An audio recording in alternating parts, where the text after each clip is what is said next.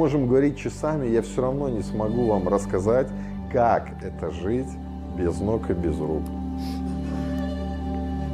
Жесть.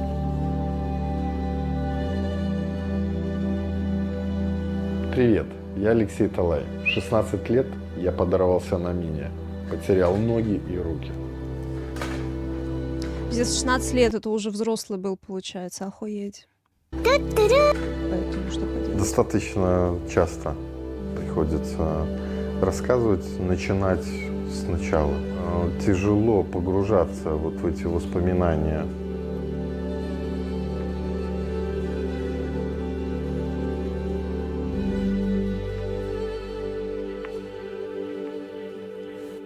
В 99-м году жизнь кардинально изменилась. Я почти умер в тот день, и врачи так и говорили, что и до следующего дня я не доживу. Мы вот жили в таком месте, где были серьезные бои во время Второй мировой войны. И прямо на нашем участке дедушка однажды выкопал там 2 или 3 гранаты. Мы жили с этим, мы видели, как там через поле взрываются большие какие-то боеприпасы. Десятки раз тушили костры, которые жгли ребята и там кидали эти пульки, порох. Таких событий происходило очень много. И для меня это было обычный еще один костер, который мне надо вот потушить, чтобы не было беды. А, он наоборот хотел потушить. И когда я подбежал, начал там что-то ногой палку откинул, что-то там другой лежащей палкой, да, раскидал. Вдруг я очнулся на спине. И вот я стал пытаться встать, как мы это обычно делаем, с опорой на руки. Опираемся, встаем, а у меня опоры нет. Исчезла земля подо мной, условно. Когда ты не понимаешь, ты спишь, или что вообще происходит. И только когда я уже пытался там, видимо, лицо как-то протереть, я вдруг увидел вот это ужасное зрелище. Ужас. Когда я увидел свои разорванные в клочья руки. Надеешься, что это сон, но понимаешь, почему-то, может быть, ты чувствуешь запах, ты видишь, что это все слишком реально, и ты понимаешь, что это не сон, и что назад ничего не отмотаешь, и что это свершилось, это произошло, все, жесть. Жесть. И вот я, помню, перестал пытаться встать, я помню, вот просто вот лег вот так вот, опустил голову, смотрю, надо мной голубое прекрасное небо, лето скоро, да, там какие-то планы, проносятся вот эти 1000 мыслей, а там девушка твоя ждет тебя. Жесть, вот он Ничего, все. он так красочно это рассказал, я говорю, что мне до сих пор это вот в памяти отложилось. Хотя я смотрела, ну я не знаю, ну вот года 4 назад где-то я и смотрела это как раз. Просто хотелось провалиться сквозь землю. И когда меня везли, я так и говорил водителю: остановите машину, выбросьте меня вот там в какую-нибудь канаву, дайте мне умереть. Ужас. Врачи еще несколько месяцев первых не давали шансов на выживание. Меня с каждым днем становилось все меньше, на моих глазах мои ноги уменьшались. Меня вывозят на операцию, привозят. Я смотрю, я замечал, а меня все меньше. Вот все это. Бля, я говорю, он так красочно это рассказывает, прям вот ужас, прям ужас. Как это возможно? Каково же было состояние моих родителей увидеть своего 16-летнего ребенка, увидеть без рук, без ног. Мне рассказывали, что моя мать, она выла, как волчица. Ко мне она приходила в реанимацию в обычном, нормальном состоянии. Она держала себя в руках, Но когда она возвращалась домой, она рыдала, она орала. Ужас. Я узнаю, что меня выписали. Мы приехали в родной двор. Двор был заполонен просто вот людьми, зеваками, тем, кому интересна эта история. Папочка берет своего 16-летнего сыночка на ручки, накрытого простынью, вот как этого урода, да, быстренько в подъезд и несет. И Тиму тоже надо было испытать на себя все эти уколы, все эти глаза, которым так интересно. Ку-ку, Леша же с ума сошел, мы слышали. И мама же сошла с ума. Сейчас мы всех увидим, эту семейку. Ах, как интересно. Я знаю одно, что мои родители абсолютно были уверены, что им нужен я. Ужас. Я не знаю, Я он помню так это очень прям красочно такие рассказывает. У него прям, видимо, есть какой-то, может, дар рассказчика, потому что вот так передать все свои ощущения, это, ну не каждый умеет. Он прям так... Я прям как будто сама, блядь, побывала во всем этом. Хорошие Охуеть. моменты, когда вот я сижу, помню, на кровати, меня оставили на кровати, мама побежала по своим делам, отец на работе, братик в школе. И там О, здравствуй, положили- Силажик, здравствуй. Здравствуйте. Добро пожаловать на стрим. Здравствуйте. Здравствуйте. книжки какие-то, мол, что-то же надо делать. Я сижу, пытаюсь этой культей как-то книжку к себе пододвинуть. Потом кстати, пытаюсь нормально ее слышно? открыть. Открыл. Вроде да. Страничку, как ее перевернуть, не получается. По 2, по 5, по 10 переворачивается за раз. Рука заболела, как только я дотронулся слишком рьяно, да, до той же книжки. Еще не зажило все там. Мне вдруг стало жарко от вот того, что При я каких ничего обстоятельствах? теперь не могу. Они жили, короче, то ли в каком-то поселке, то ли в деревне, где очень много было мин и всяких гранат после Второй мировой войны. Вот, потому что там, бои велись на этой территории. Вот. И очень часто пацаны, какие-то пацанята, когда находили какие-то пульки, какие-то гранаты, бросали их в костер. Вот, и веселились. А ему было 16 лет, и он очень часто занимался тем, что старался как-то что-то там потушить, что-то там предотвратить. И вот в очередной раз какие-то пацаны, как я поняла, бросили мину в костер. Вот, и он прибежал, начал это все тушить, а потом хоп, очнулся уже на спине. Попытался встать, а встать уже не может, потому что уже ничего у него не осталось, ни рук, ни ног. Приходит это осознание спустя вот несколько дней. Сначала тебя все любят, все рады, там какое-то общение, пришли родственники, а потом приходит момент, когда ты остаешься один. Ты понимаешь, что тебе жарко, а ты не можешь банально снять майку.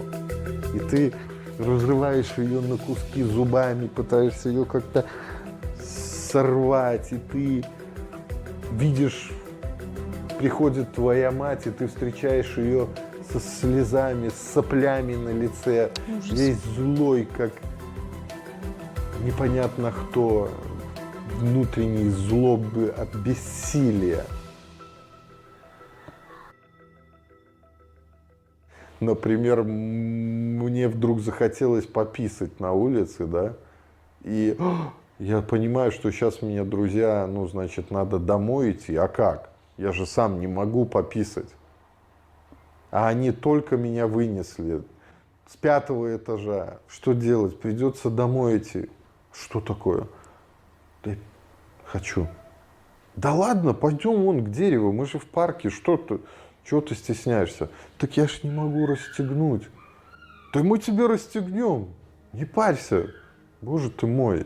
Как я вдруг обрадовался, когда я смог сделать это банальное дело. Для меня это был праздник, когда они вечерами меня выносили на улицу. Хорошие друзья.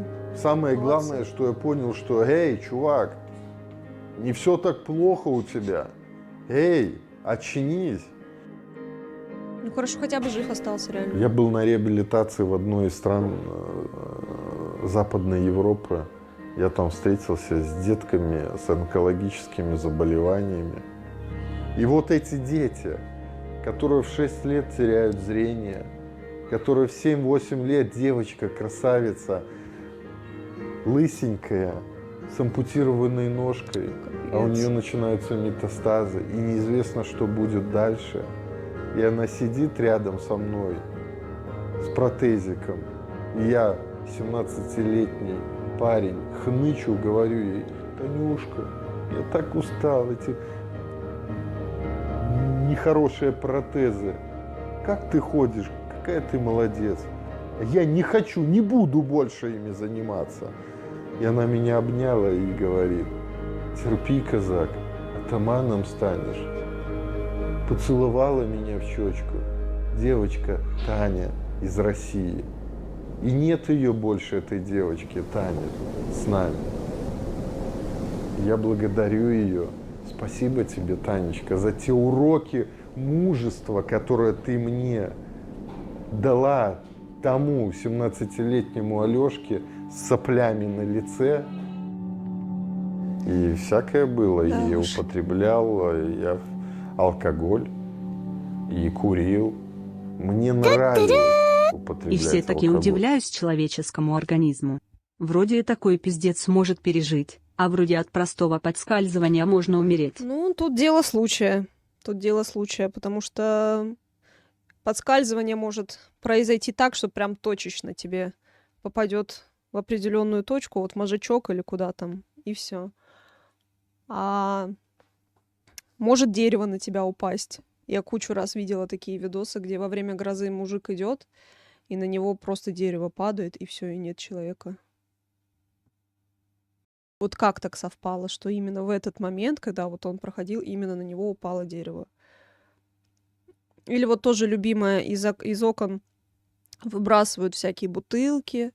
У меня у Даши, у моей подруги, была недавно ситуация, ну как недавно, ладно, год назад, как она шла домой, и прямо перед ней вот так бутылка водки приземляется. То есть, ну, если бы она прошла бы чуть быстрее, или бы еще как-то там оказалась бы на пару шагов быстрее, дальше эта бутылка бы упала ей на голову. Ее бы просто бы убило бы. То есть вот тоже дело случая. Это так страшно, реально, что по факту мы можем в любой момент умереть. А, что мы обсуждаем? Ладно, давайте не будем такую тревожную штуку обсуждать, потому что, да, вот даже сейчас я сижу, и кто знает, что завтра будет. От сосулек, да. Я, если честно, после этого случая Дашиного, я постоянно теперь, когда прохожу под окнами, или вот у меня раньше... Да, вот каждый день, когда ты выходишь из дома, можно откинуться, да. Но лучше, конечно, об этом не думать, иначе можно стать параноиком вообще очень жестким. Вот. И не выходить из дома, поэтому нужно стараться об этом не думать. Но я помню, у меня первые разы после Дашиной вот этой истории, я очень часто... Я раньше, когда жила на квартире, у нас там была большая арка, и, получается, над этой аркой шли квартиры. Вот. И я каждый раз, когда из этой арки выходила, я каждый раз вот так смотрела наверх. Вот, и пробегала быстрее, чтобы, не дай бог, на меня что-то упало. Вот.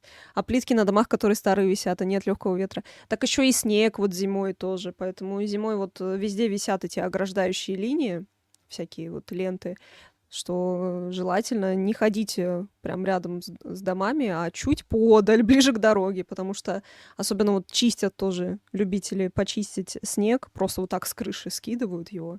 А кто знает, что в этом снегу? Может быть, там есть твердые уже отложения, может, там лед уже появился. И вполне возможно...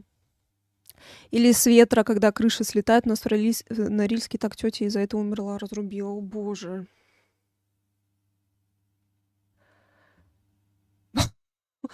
Господи, прости. Вполне возможно, что я могла бы сейчас быть без глаза. Вот. Я рассказывала как-то на стриме, что я остановилась последние, ну, буквально пару сантиметров, наверное. И я не знаю, почему я остановилась. Видимо, какой-то рефлекс сработал, хотя, ну, инстинктов у нас нет, поэтому, может быть, какой-то рефлекс самосохранения, может, я просто почувствовала шестым чувством. Ну, короче, у нас раньше, где я жила, там сейчас уже стоит торговый центр, а до этого, соответственно, шла стройка этого торгового центра. И он был отцеплен, получается, вот этим забором из... Как это называется? Такие металлические заборы. Как называются этот материал? Профнастил, вот, профнастил. Вот, профнастил, вот, спасибо. И, короче, получается, был оцеплен этим профнастилом, и, получается, в какой-то день был у нас ураган, а я раньше жила рядом с Финским заливом, и там, получается, ветер очень жесткий летит с Финского залива, то есть прям очень сильные ураганы. Вот, и этот ураган, он, получается, прям снес весь этот профнастил, и весь забор искореженный был. И я, получается, на следующий день выхожу, иду куда-то по своим делам, и, как всегда, залипла в телефоне. Это, кстати, вот реально, это вот проказа нашего вот поколения, что мы когда на улице идем, залипаем в телефоне. Сколько раз уже было историй, когда человека сбили, когда он куда-то упал, на что-то напоролся, в кого-то врезался из-за того, что вот он идет в телефоне или в наушниках, знаешь. Вот это вот, конечно, реально проказа нашего поколения. Вот, и я иду в телефоне, иду, что-то вот так вот печатаю, и потом резко останавливаюсь. Не понимаю, что я остановилась, поднимаю голову, и вот так вот буквально, я не знаю, вот даже если очки снять, это я сейчас в очках, вот так торчит штырь от этого профнастила, он просто искореженный был, и там прям такая тоненькая, такая острая штука, вырезанная из этого профнастила, вот так вот мне в глаз. То есть, если бы я сделала бы еще пару шагов, мне бы просто, это впилось бы, и, я не знаю, либо глаза бы лишилась, либо умерла бы, я не знаю. И просто потому, что я шла в телефоне и не заметила этого. И я не знаю, почему я остановилась. Слава богу, что я остановилась. Это ужас. Видимо, почувствовала каким-то шестым чувством, что что-то неладное.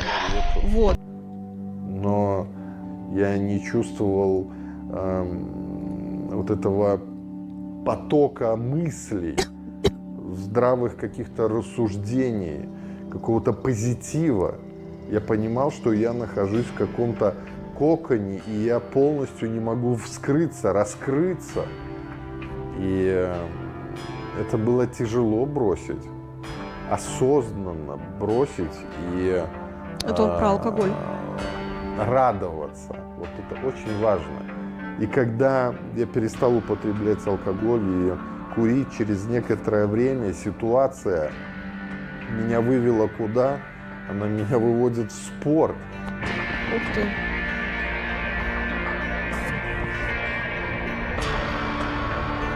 Какой спорт, говорили мне многие. Ты чё, чокнутый? Без ног, без рук? Сиди вот с нами в баньке, на пивка, ты бросил. И плавание зачастую это единственная возможность проявиться, сказать, я что-то делаю, я что-то могу, а не сидеть вот в этой тьме безысходности в своих квартирах и тихо плакать. Я знаю, о чем я говорю. И это страшно. Молодец, дядька. Конечно, меня подстраховывали первое время. Позже, через буквально пару часов, я научился держаться на воде, без всякой помощи.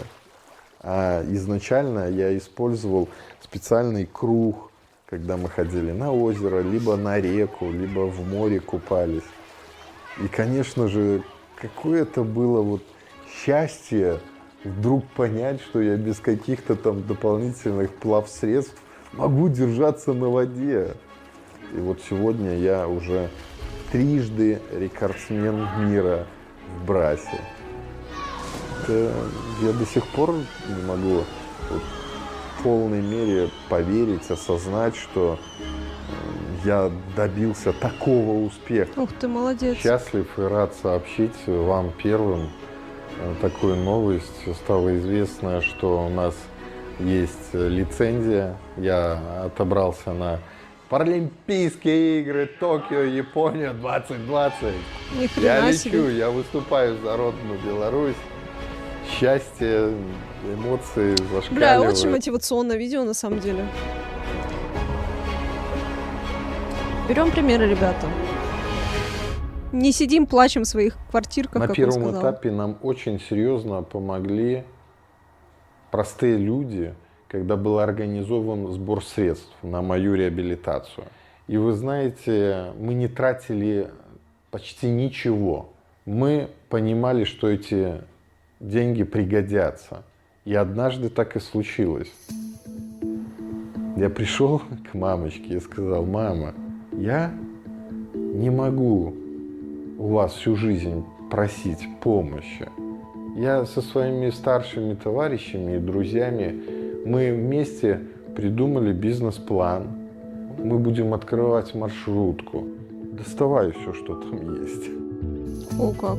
И представляете, родители тоже поверили. И таким образом я начинал проявлять себя в бизнесе.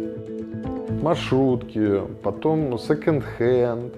Позже, когда таким серьезным уже этапом было, когда я взялся за строительство. Нихуя. Я построил в родном городе здание. Это было вообще вынос мозга. И это был серьезный этап. Когда я говорю, такого и обычный человек редко добивается, охуеть. Это сделал, я поверил в себя в полной мере. Я, добившись успеха, заставил и окружение свое по-другому на меня взглянуть. Но сегодня я выступаю в Петербурге на 14-тысячную аудиторию. И все это начиналось с какой-то встречи 10-15 предпринимателей. Охренеть. Мне выдалась возможность познакомиться в соцсетях.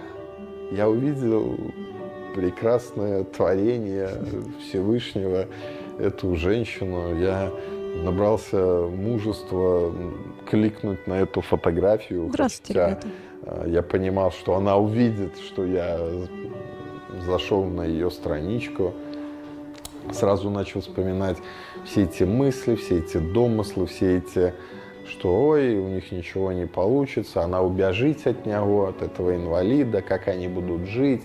Тяжело было решиться, но слава Богу, что я тогда своей Настеньке написал. Я написал ей какую-то там ерунду, да, и через 4 месяца произошла наша первая встреча. Ух ты.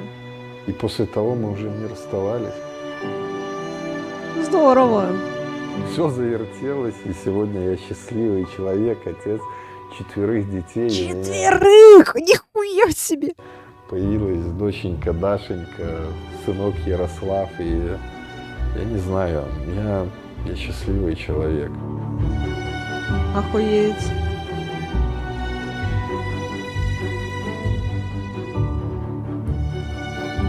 Охуеть. Бля. Не знаю, жесткий мужик. Реально прям жесткий. Прям такие истории даже у обычных людей не бывает, у которых все ноги, руки есть. А тут такого добился. Прям вообще жесткий мужик, реально мощный. Очень круто. Блин, я прям впечатлилась, очень впечатлилась. Я говорю, я прям как запомнила его вот эту историю, как 4 года назад, как и сейчас. Прям круто, молодец. Молодец, реально.